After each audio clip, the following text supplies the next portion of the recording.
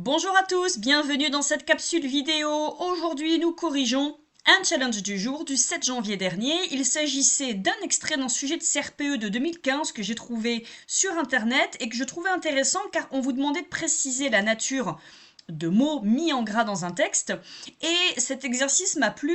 Pourquoi? Parce que déjà, il n'était pas évident. Il brassait en effet plusieurs natures de mots. Et puis, c'était surtout pour vous montrer que la nature, la fonction des mots, c'est quelque chose qui revient systématiquement au CRPE. Ne faites surtout pas l'impasse sur cette partie du programme. La nature et la fonction des mots, cela tombe systématiquement. Nature des mots, classe grammaticale des mots, cela désigne la même chose. Donc si vous avez des manuels, des annales, des exercices qui vous parlent de la classe grammaticale, sachez que c'est la même chose que la nature. Dernière chose enfin, avant que je me mette à corriger cet exercice, on ne vous demandait pas de préciser la fonction. Donc pas d'excès de zèle le jour du concours, ne prenez surtout pas le risque de dire une bêtise. Vous ne précisez que la nature des mots que l'on vous met en gras. Alors, on est parti. Tous ces grands préparatifs ont souvent plus d'apparence que de solidité, mais enfin, ils marquent la haute idée qu'on a de l'éducation des garçons.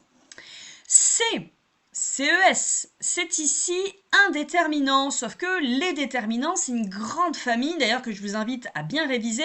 J'ai fait une capsule vidéo juste avant celle-là, dans laquelle je corrige un exercice de quelques jours auparavant, avant le 7 janvier, c'est l'exercice du, petite parenthèse, du 13 janvier sur les pronoms. Allez voir cette capsule que je vais vous mettre à la fin de celle-ci.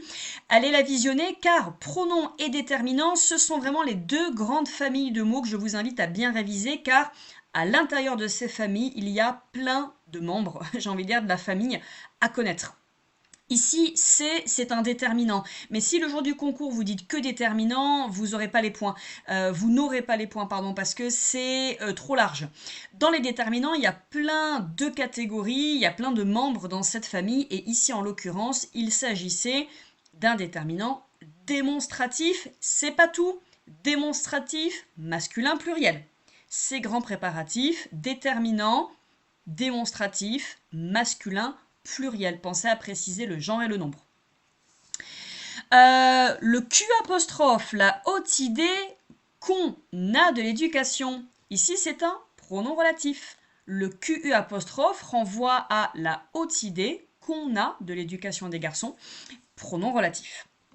C'est pareil, pronom relatif, si ça vous parle pas trop, allez visionner une capsule vidéo dans laquelle, j'en ai fait 2 d'ailleurs je crois, dans laquelle je corrige des exercices sur les propositions subordonnées. On y parle notamment des pronoms relatifs. Pour les filles, dit-on, alors ici le on c'est un pronom personnel, troisième personne du singulier. Pensez à préciser pour les pronoms personnels la personne, troisième personne du singulier. Il ne faut pas qu'elle soit savante. La curiosité, déterminant, mais c'est trop vague. Article défini, on précise encore plus, féminin singulier. Les rend vaines. Alors attention ici, les n'est pas un article défini, c'est un pronom personnel. Attention à ne pas confondre pronom personnel, notamment le, la, les, l'apostrophe, avec les articles définis qui font partie de la grande famille des déterminants. La curiosité, article défini. Mais si je dis elle la rend malade, là, dans elle la rend malade est un pronom personnel. Ici, les pronoms personnels. La curiosité les rend vaines. Et précieuse, adjectif qualificatif, féminin pluriel. Il suffit qu'elles sachent gouverner un jour leur ménage et obéir à leur mari. On a à nouveau un déterminant, mais c'est trop vague. On précise déterminant possessif. On précise encore masculin pluriel. Sans raisonner. Sans, c'est ici une préposition. Attention, ne pas confondre préposition et proposition. Voilà, petite parenthèse. Proposition, c'est autre chose. Voilà pour ce challenge. N'hésitez pas à vous abonner à la chaîne YouTube car au fur et à mesure de l'année, bien évidemment, j'enregistre de nouvelles capsules. Et puis sur le groupe Facebook, évidemment, demandez à être membre de ce groupe. Je vous accepte tout de suite. pour pouvoir avoir accès gratuitement à tous ces exercices, les fiches.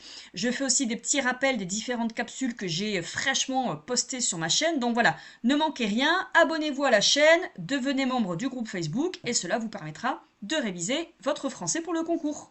À bientôt tout le monde!